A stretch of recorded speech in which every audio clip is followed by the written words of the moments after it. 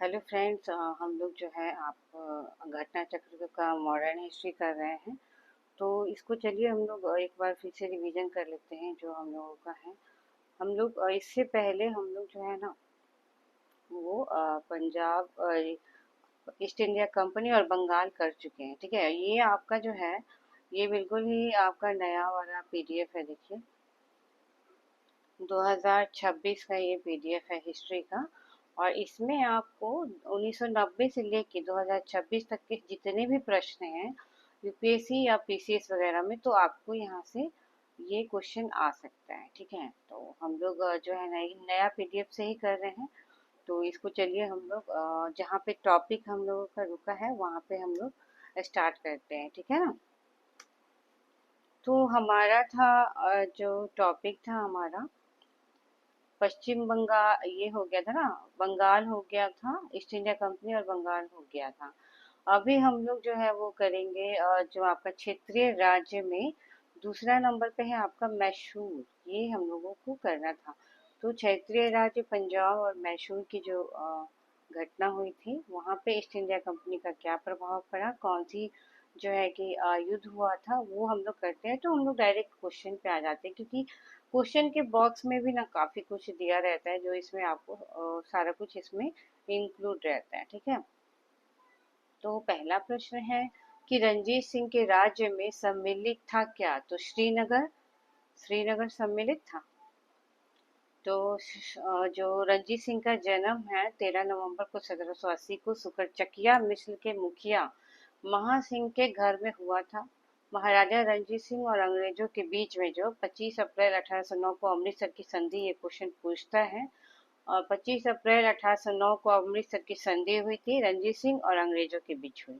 संधि का तात्कालिक प्रभाव ये हुआ कि रणजीत सिंह का जो सतलज पार के राज्यों के ऊपर प्रभुत्व जमाने का जो है सपना टूट गया। रणजीत सिंह चाहते थे सतलज के पार, यानी कि पंजाब में सतलज नदी है तो उसके पार जो है वो अपना चाहते थे कि हमारा वहां पे कब्जा हो। परंतु दूसरी ओर जैसा कनिंघम ने कहा कि रणजीत सिंह को पश्चिम दिशा में प्रसार करने की खुली छूट मिल गई। उसने 1818 ईस्वी में मुल्तान, 1819 में कश्मीर और 1834 में पेशावर और खैबर पख्तूनवा को जीत लिया था। तो पश्चिम दिशा में प्रसार कर लिए थे रणजीत सिंह ने 1818 में मुल्तान, 1819 में कश्मीर और पेशावर, खैबर पख्तूनवा, ये सभी जगह उनका था। इस प्रश्न विकल्प में श्रीनगर रणजीत सिंह के राज्य में सम्मिलित था। तो यानी कि श्रीनगर था रणजीत सिंह के जो राज्य में, श्रीनगर का भी राज्य था। ठीक है, रणजीत सिंह का संबंध किस मिस्र से था? सुकरचकिया हम लोग पढ़ चुके हैं अभी। सुकरचकिया एक ही क्वेश्चन दिया रहेगा तो मैं जल्दी से स्किप कर दूंगी। महाराजा रणजीत सिंह के राज्य की राजधानी क्या थी? तो लाहौर थी। 1798 में, 1798 में अफगानिस्तान के जो शासक है ना जमान शाह, जमान शाह ने पंजाब पर आक्रमण किया। वापस जाते समय उसकी तोप झेलम नदी, झेलम नदी जो कुछ स्रोतों में चिनाब नदी भी मिलता है, तो झेलम नदी या चिनाब नदी रहेगा। तो आप उसको ये नहीं करना, किंतु बहुत से आधिकारिक स्रोतों व इतिहास की पुस्तकें झेलम नदी को ही सही मानती है, मतलब झेलम नदी ही रहेगा तो सही है। रणजीत सिंह ने उन्हें निकलवा कर वापस भिजवा दिया। 1798 में क्या हुआ? अफगानिस्तान का शासक था जमान शाह। ठीक है, वो आया पंजाब पे आक्रमण करने और वापस जाते समय उसकी तोपें जो है झेलम नदी का उसकी झेलम नदी में गिर गई थी। किसकी? जमान शाह की। जमान शाह की तोप झेलम नदी में गिर गई थी, तो रणजीत सिंह ने उसको निकलवा कर बाद में वापस भी भिजवा दिया। तो 1799 में रणजीत सिंह ने लाहौर पर अधिकार कर लिया और उसे अपनी राजधानी बनाई। ठीक है, ये लिखना जरूरी नहीं था कि वापस रणजीत सिंह ने भिजवा दिया। ये कहाँ पूछता है कि तलवार गिर गई तो भिजवाया कि नहीं भिजवाया, है ना। चलिए 5 नंबर क्वेश्चन भी देखते हैं हम लोग। 5 नंबर आइए देखते हैं। राजा रणजीत सिंह ने किस स्थान पर अदालत आला की स्थापना की थी? तो अदालत आला लाहौर में था। ठीक है, रणजीत सिंह की न्याय व्यवस्था बहुत कठोर थी। राज्य की सर्वोच्च अदालत का नाम ही था अदालत आला। जैसे सुप्रीम कोर्ट होता है ना, वैसे अदालत आला था और यह अदालत लाहौर में स्थित था। ठीक है, और रणजीत सिंह स्वयं जिसके प्रधान न्यायाधीश थे। ठीक, ठीक है, मेरे मुंह से बहुत निकलता है, क्योंकि छोटे छोटे बच्चे को भी मैं पढ़ाती हूँ, 9th 10th की लड़कियां हैं। तो उन लोगों को बहुत बार समझाना पड़ता है, ठीक है ठीक है, काफी निकल जाता है मुंह से। तो नेवर माइंड। रंजीत सिंह स्वयं जिसके प्रधान न्यायाधीश थे, और ये जो है ना अदालत आला सुप्रीम कोर्ट के टाइप से एक न्याय व्यवस्था था, जहाँ की कठोर न्याय व्यवस्था, और ये लाहौर में था। ठीक है। अमृतसर की संधि महाराजा रणजीत सिंह और जो है लॉर्ड मिंटो के बीच हुई थी। ये तो पता है कि लॉर्ड मिंटो और रणजीत सिंह के बीच में अमृतसर की संधि हुई 25 अप्रैल को 1809 को। और ये संधि के बीच में क्या क्या बातें हुई थी, तो सतलज नदी के दोनों के क्षेत्र में जो है कि ये पृथक करने वाली सीमा मान ली गई। ठीक है, सतलज नदी बीच में रहेगा और दोनों का क्षेत्र रहेगा। उसके अलावा दोनों ने एक दूसरे के मामले में हस्तक्षेप नहीं करे और एक दूसरे का क्षेत्र का सामना करने का आश्वासन दिया। ठीक है, एक दूसरे के क्षेत्रों का सम्मान करने का आश्वासन दिया। इसका उल्लंघन करने पर, मित्रता के सिद्धांतों को तोड़ने पर यह संधि निष्प्रभावी समझी जाएगी। तो ये है, रणजीत सिंह ने सुप्रसिद्ध कोहिनूर हीरा प्राप्त किया था। 7 नंबर क्वेश्चन। तो शाह सुजा से इन्होंने जो है कि कोहिनूर हीरा लिया था, शाह सुजा से लिया था। इसका बॉक्स में देखो दिया हुआ है कि पंजाब अहमद शाह अब्दाली। पंजाब में, ये जो क्वेश्चन है आपका कि पंजाब में, ठीक है, पंजाब में अहमद शाह अब्दाली,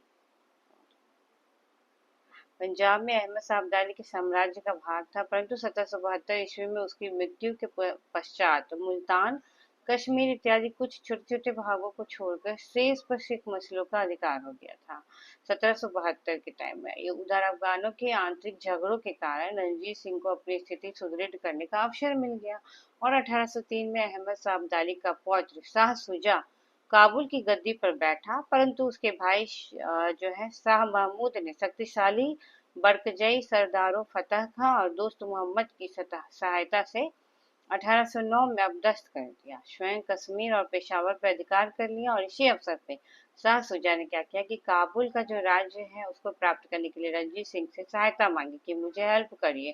काबुल का के लिए हेल्प किए तो उनको क्या दे दिया, शाह सुजा ने कोहिनूर हीरा ही भेंट कर दिया। तो पहले यही होता था, जब किसी का कोई हेल्प करता था तो इन जो है इंडिया वाले ना अपना वो दे देते थे, अपना सोने की चिड़िया कहते थे, और यहाँ से सारे वो ले गए। ठीक है। तो 8 नंबर क्वेश्चन चलिए देखते हैं। निम्नलिखित में से किसने कहा था कि ईश्वर की इच्छा थी कि मैं सब धर्मों को एक निगाह से देखूं, इसलिए उसने दूसरी आंख की रोशनी ले ली। तो ये रणजीत सिंह ने कहा। रणजीत सिंह का जन्म हुआ है 13 नवंबर 1780 को सुकरचकिया मिस्र के मुखिया महासिंह के घर में हुआ है, और 12 वर्ष के थे तो उनके पिता का स्वर्गवास हो गया। और 1792 से और 97 तक उन्होंने जो है प्रतिशासन परिषद यानी कि काउंसिल ऑफ रेजेंसी, इनकी माता सास और दीवान लखपत राय थे, और तो उन्होंने वहां पे शासन कार्य चलाया। ठीक है। और 1797 में उन्होंने समस्त कार्यभार स्वयं संभाल लिया बाद में। और रणजीत सिंह ने लाहौर पर 1799 में, अमृतसर और 1802 में जो है कि अमृतसर पे 1802 में विजय किया, और लाहौर पे किया था 1799 में। ठीक है। फिर से ठीक है निकल रहा है, तो कुछ कहा नहीं जा सकता है। वो आदत हो गया है ना, ट्यूशन जब पढ़ाते तो उस टाइम बोलते, क्योंकि बच्चों को ना समझ ही नहीं आता है, तो काफी बार बोलना पड़ता है। मतलब मेरा तो अच्छा ही है कि मैं टीचर नहीं बन पाई, और मुझे टीचर बनना भी नहीं छोटे छोटे बच्चों को, क्योंकि मैं कंपटीशन का पढ़ती हूँ तो मैं उन्हीं बच्चों को पढ़ा पाऊंगी। 8 9 10 मेरे से नहीं होगा। बिल्कुल नहीं। अभी फ्री में सरकारी स्कूल के बच्चों को पढ़ाते हैं, और बहुत दयनीय स्थिति है, उसका बारे में बाद में बात करेंगे। रणजीत सिंह ने लाहौर पे 1799 में जो है कि किया, और अमृतसर पे 1802 में विजय किया था।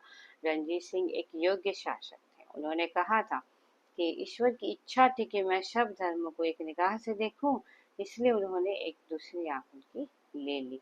9 नंबर चलिए प्रश्न देखते हैं हम लोग। 2023 का है ये, बिल्कुल लेटेस्ट क्वेश्चन है, और इसी टाइप का प्रश्न जो है कि सॉरी इसी टाइप का जो प्रश्न है ना अब आ रहा है, क्योंकि देखिए कि एडो वाला एग्जाम में भी देखिए कि अब वो ही आ रहा है। लाहौर का संधि जो है उसमें कौन सी बातें थी। ठीक है। तो कौन कौन सी बातें थी, तो बी नंबर 1 और 2, महाराजा ने सतलज नदी के पार के अपने समस्त प्रदेश सदैव के लिए छोड़ दिया। सतलज और ब्यास नदियों के बीच के सभी दुर्गों पर महाराजा ने अपना अधिकार कंपनी के पक्ष में छोड़ दिया। तो बी 1 और 2 जो है आपका बिल्कुल सही है। तीसरा सही नहीं है क्योंकि अंग्रेजी सेना अब सिख राज्य में से नहीं गुजर सकती थी। अंग्रेजी सेना जो है अब सिख राज्य में से नहीं गुजर सकती थी। ठीक है, तो चलिए इसका बॉक्स देख लेते हैं। पहला और दूसरा आपका सही है कि सतलज नदी के पार अपने समस्त प्रदेश सदैव के लिए छोड़ दिए और सतलज और ब्यास नदियों के बीच के सभी दुर्गों पर महाराजा ने अपना अधिकार जो है कंपनी के पक्ष में छोड़ दिया। तो बॉक्स में क्या है, लाहौर की जो संधि हुई है वो 9 मार्च 1846 को हुई है और अमृतसर की संधि 25 अप्रैल 1809 को, ये याद रखना। 25 अप्रैल 1809 को अमृतसर की संधि हुई, लाहौर की संधि 9 मार्च को 1846 को हुई। ठीक है, फिर से ब्रिटिश इंडिया कंपनी और सिख साम्राज्य के मध्य प्रथम आंग्ल सिख युद्ध की समाप्ति के लिए हुआ था लाहौर की संधि, प्रथम आंग्ल सिख युद्ध के लिए। और इस संधि के अनुच्छेद 2 के तहत सिख राजा जो है दलीप सिंह सतलज नदी के दक्षिण में स्थित क्षेत्रों पर किसी प्रकार का दावा या संबंध त्यागते हैं और वचन देते हैं कि वे भविष्य में कभी भी उन क्षेत्रों और वहां के निवासियों से कोई संबंध नहीं रखेंगे। अतः कथन एक सत्य है। इसी संधि के अनुच्छेद 3 के अनुसार सिख महाराजा जो है ब्यास और सतलज नदियों के बीच दोआब पहाड़ी और मैदानी क्षेत्र में स्थित अपने सभी किले और क्षेत्र अधिकार ब्रिटिश ईस्ट इंडिया कंपनी को सौंप देगा। तो ये लाहौर की संधि में बात हुआ था। ठीक है, चलो लाहौर की संधि के अनुच्छेद 10 के अनुसार क्या कहा गया था कि ब्रिटिश सरकार अपने अथवा सहयोगी क्षेत्र की रक्षा हेतु पूर्व सूचना देकर सिख महाराजा के क्षेत्रों से होकर अपनी सेना ले जाने की अनुमति देगी। तो कथन 3 आपका गलत है। चलिए 10 नंबर प्रश्न हम लोग देखते हैं। महाराजा रणजीत सिंह जो है उसका उत्तराधिकारी कौन था? खड़क सिंह। खड़क सिंह जो है ना महाराजा रणजीत सिंह के उत्तराधिकारी थे। खड़क सिंह, ठीक है, फिर से हो रहा है 1839 का जो है रणजीत सिंह की मृत्यु के बाद उनका पुत्र खड़क सिंह जो है सिंहासन पर बैठा। खड़क सिंह सिंहासन पर बैठा था 1839 के बाद। मुझे आसानी होता है ऐसे ही करने में, तो इसलिए सिख राज्य का अंतिम राजा कौन था? 11 नंबर क्वेश्चन। तो दलीप सिंह जो है ना, दलीप सिंह जो है सिख राज्य का अंतिम राजा था। महाराजा रणजीत सिंह का उत्तराधिकारी खड़क सिंह था और खड़क सिंह के बाद मतलब अंतिम राजा कौन था? तो दलीप सिंह था। 1843 से लेके 1849 तक शासन किया। मतलब डलहौजी का जब सेशन था तो उस वक्त सिख राज्य का राजा कौन था? तो दलीप सिंह था। ठीक है, और 1849 में द्वितीय आंग्ल सिख युद्ध की समाप्ति जब हो गई, द्वितीय आंग्ल सिख युद्ध की समाप्ति 1849 में हो गई, तो उनकी समाप्ति पर अंग्रेजों के द्वारा पंजाब पर अधिकार कर लिया गया और 1854 ईस्वी में इन्हें ब्रिटेन भेज दिया गया। 1854 में इनको ब्रिटेन भेज दिया गया। अब देखते हैं हम लोग 12 नंबर क्वेश्चन देखते हैं। सिख साम्राज्य का अंतिम शासक, ये हम लोग कर चुके हैं।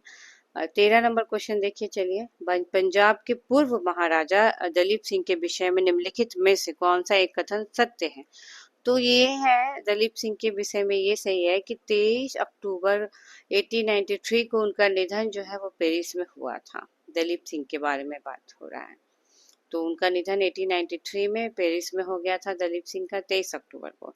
पंजाब के पूर्व महाराजा हैं दलीप सिंह का निधन हो गया था 1893 में फ्रांस में पेरिस में। दलीप सिंह ने 1853 में सिख धर्म छोड़कर ईसाई धर्म को अपना लिया था। तो उन्होंने जो है कि ईसाई धर्म को अपनाया, किंतु 1806 में 1886 में उन्होंने पुनः सिख धर्म स्वीकार कर लिया था। बाद में फिर सिख धर्म स्वीकार कर लिए थे। उन्होंने रूस की भी यात्रा की और इनकी अंत्येष्टि यानी कि उनका जो है अंतिम जो है संस्कार इंग्लैंड में हुआ था दलीप सिंह का। तो ये 2013 का प्रश्न है आपको। चलिए हम लोग 14 नंबर प्रश्न देखते हैं। पंजाब के विलय के संबंध में कौन सा कथन असत्य है? कौन सा कथन असत्य है? तो 29 मार्च 1849 को गवर्नर जनरल की घोषणा के बाद पंजाब राज्य समाप्त हो गया, ये सही है। 29 मार्च को 1849 को गवर्नर जनरल की घोषणा के बाद पंजाब राज्य समाप्त हो गया डलहौजी का। उसके बाद है बी नंबर है कि महाराजा दलीप सिंह के सभी प्रदेश भारतीय ब्रिटिश साम्राज्य का हिस्सा बन गया। भारतीय ब्रिटिश साम्राज्य का हिस्सा बन गए दलीप सिंह के सभी प्रदेश, तो बी भी सही है।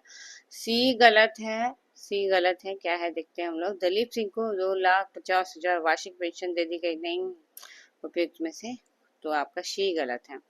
कितना दिया गया था, तो आपका न्यूनतम 4 लाख रुपए और अधिकतम 5 लाख रुपए की पेंशन निर्धारित की गई थी, ठीक है। तो ये आपका सी नंबर जो है ना, वो इससे ज्यादा ही है। देखो, न्यूनतम 4 लाख या 5 लाख, तो ये सी नंबर आपका गलत, ठीक। चल 15 नंबर देखते हैं हम लोग। पंजाब के विलय के पश्चात पंजाब पर शासन करने के लिए निम्नलिखित में कौन से 3 की परिषद का सदस्य नहीं था। तो 3 की परिषद का सदस्य एक पंजाब पर शासन करने के लिए जो पहले हम लोग पढ़े थे, तो उसमें लॉर्ड डलहौजी के टाइम 1849 में पंजाब पर शासन करने के लिए 3 लोगों की एक परिषद का गठन किया गया था। पंजाब पर शासन करने के लिए डलहौजी ने 3 लोगों के जो है कि परिषद का गठन किया था, जिसमें सर हेनरी लॉरेंस अध्यक्ष थे तथा जॉन लॉरेंस तथा और चार्ल्स ग्रेनविले मानसेल के को सदस्य के रूप में नियुक्त किया गया था। ये क्वेश्चन नोट कर सकते हैं, इसके पहले का जो भी पढ़े हो।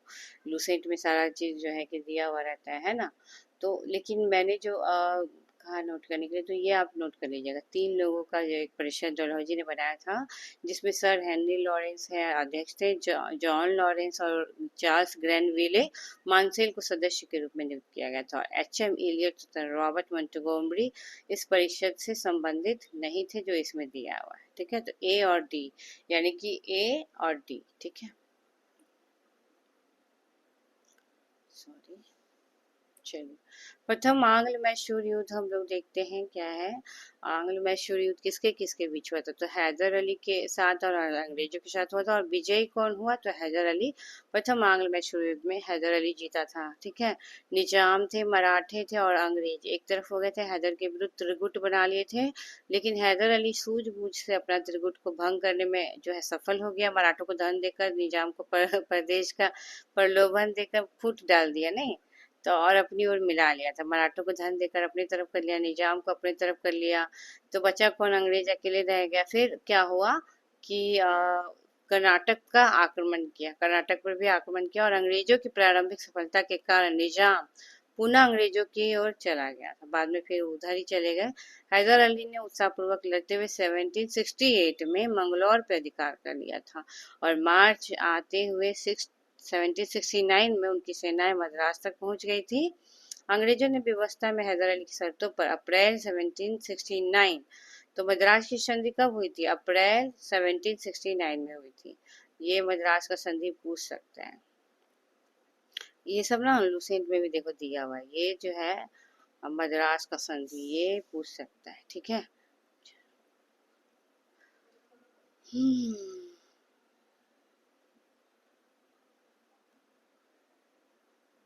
अप्रैल 1769, ठीक है। चलिए हम लोग 17 नंबर क्वेश्चन देखते हैं। 1755 में डिंडीगुल मैसूर में एक आधुनिक शस्त्रागार की स्थापना की गई थी हैदर अली के द्वारा। डिंडीगुल मैसूर में, डिंडीगुल मैसूर में जो है कि हैदर अली के द्वारा एक शस्त्रागार की स्थापना की गई थी, तो बी सही है। डिंडीगुल पर विजय प्राप्त करके 1755 में मैसूर के महाराजा ने स्थिति को संभालने के लिए हैदर अली को डिंडीगुल भेज दिया था, और 1755 में ही डिंडीगुल के पलैयाकारों को अपने अधीन करके डिंडीगुल को अपने नियंत्रण में ले लिया था। तो हैदर अली जो है वास्तविक शासक बन गया था वहाँ पे। और 1777 में उन्होंने पुरशान मीर साहब को डिंडीगुल का गवर्नर भी नियुक्त कर दिया था।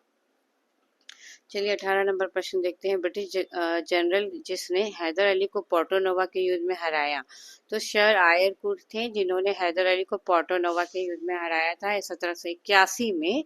हैदर अली का सामना अंग्रेज जनरल आयरकुट ने किया। 1781 में हैदर अली का सामना किसने किया, तो अंग्रेज जनरल आयरकुट ने किया, जिसने पोर्टो नोवा का युद्ध जो है, ये भी मतलब काफी युद्ध और संधि है दिया हुआ इसमें, तो ये याद रखिएगा ये वाला, ठीक है ना।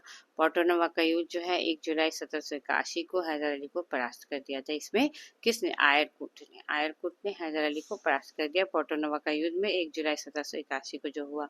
फिर है टीपू सुल्तान ने अपनी राजधानी बनाई थी किसको?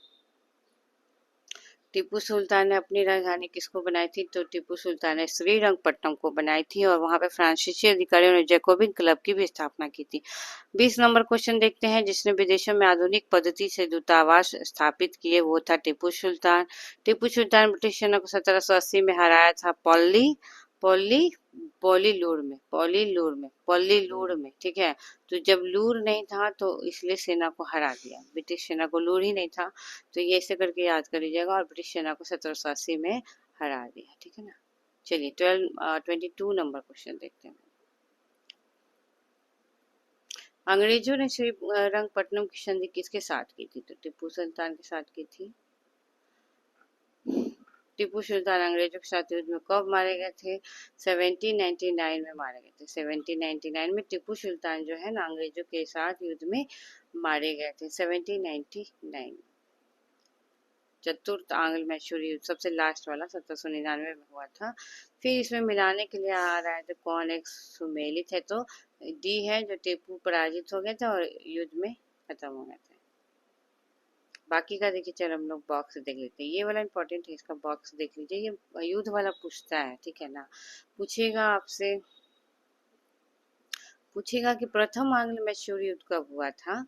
तो ये हुआ था 1767 से 1769 में, 67 से 69 तक, ठीक है। तो 67 से 69 तक जो है प्रथम आंग्ल मैसूर युद्ध। बंगाल का अंग्रेज गवर्नर था वेरेलस्ट। युद्ध 4 अप्रैल को 1769 को मद्रास की संधि के द्वारा समाप्त हो गया था, ठीक है। मद्रास की संधि प्रथम आंग्ल मैसूर युद्ध में हुई, 1767 से 1769 तक हुआ था। 4 अप्रैल 1769 को मद्रास की संधि हुई थी। द्वितीय आंग्ल मैसूर युद्ध देखते हैं, 1780 से 84 तक चला। इस दौरान अंग्रेज गवर्नर जनरल वारेन हेस्टिंग्स था। यह युद्ध 1784 की मंगलौर की संधि के द्वारा समाप्त हो गया। यह जो युद्ध था 1784 का मंगलौर, पहला वाला मद्रास की संधि और 1769 का, और 1784 का मंगलौर का संधि के द्वारा 80 से 84 तक चला हुआ द्वितीय युद्ध खत्म। तीसरा देखते हैं हम लोग, 1790 से 92 तक चला तीसरा आंग्ल मैसूर युद्ध, और इसमें अंग्रेज गवर्नर जनरल लॉर्ड कॉर्नवालिस थे। दूसरा वाला में लॉर्ड हेस्टिंग्स था। पहला वाला में तो पता ही है ना, बैरेलस्ट था, ठीक है। दूसरा वाला में वारेन हेस्टिंग। तीसरा में लॉर्ड कॉर्नवालिस था। अंग्रेजों के विरुद्ध सहायता के लिए टीपू सुल्तान ने तुर्की से सहायता प्राप्त करने का प्रयत्न किया। 1784 से 85 ईस्वी में एक दूत कुस्तुनिया भेजा गया था। 1787 में टीपू ने एक दूत मंडल फ्रांसीसी में भेजा और 1792 में श्रीरंगपट्टनम की संधि हुई थी, ठीक है ना। देखो बहुत देर की बात बोले हैं, ठीक है ना। चतुर्थ आंग्ल मैसूर युद्ध 1799 में हुआ। इस दौरान अंग्रेज गवर्नर जनरल लॉर्ड वेलेजली था, ठीक है। तो उस समय चौथा में था लॉर्ड वेलेजली। 1799 में हुआ। तीसरा में है कॉर्नवालिस, ठीक है। और ये जो है श्रीरंगपट्टनम का दुर्ग जीत लिया था। मैसूर युद्ध जो वेलेजली में हुआ था 4 मई को 1799 को, और टीपू सुल्तान तो मरते मरते मर गया। चलिए संधि वाला हम लोग बॉक्स में ही देखते हैं। इलाहाबाद का प्रथम संधि अंग्रेज और मुगल सम्राट के बीच हुआ था, ये तो पता ही है। मैंगलोर की संधि अभी हम लोग पढ़ चुके हैं ना।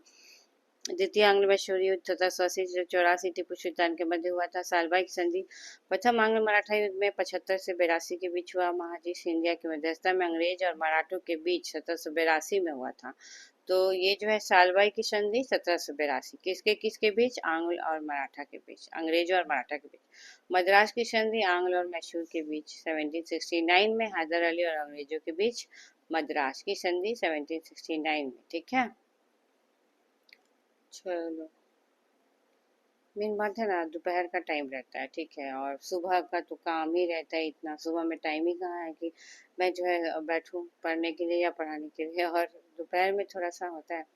तो 26 देखते हैं हम लोग। 26 में क्या है, ये थोड़ा सा अच्छा क्वेश्चन है। बेगम समरू ने एक अति प्रसिद्ध चर्च का निर्माण कराया था। तो ये कराया था सारनाथ में। बेगम समरू 1750 से 1836 ईस्वी में एक अति प्रसिद्ध चर्च का निर्माण मेरठ के निकट है, मेरठ में है, यूपी में सारनाथ में कराया था। बेगम समरू की जन्म तिथि को लेकर 1750 और 53 के बीच कई विवाद भी हैं, तो यहाँ पे 53 मिलता है।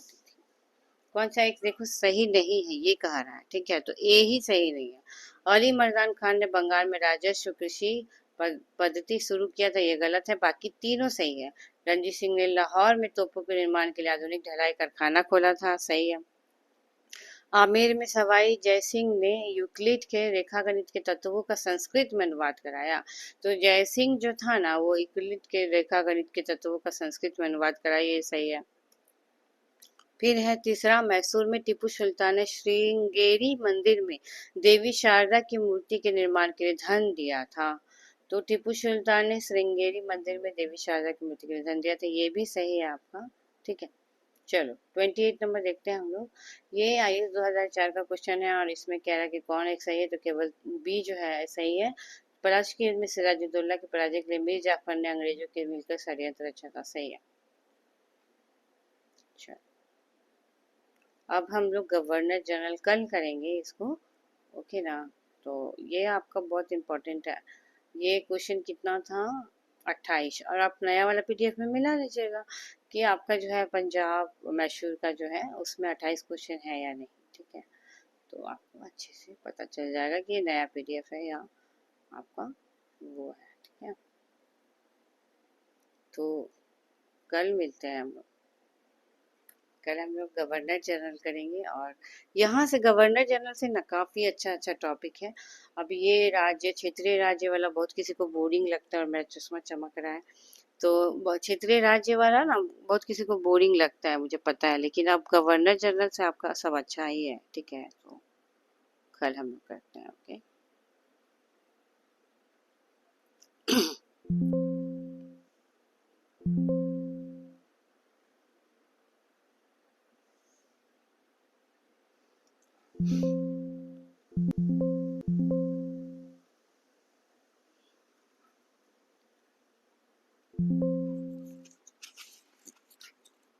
गवर्नर जनरल का मैंने नोट्स में बनाया।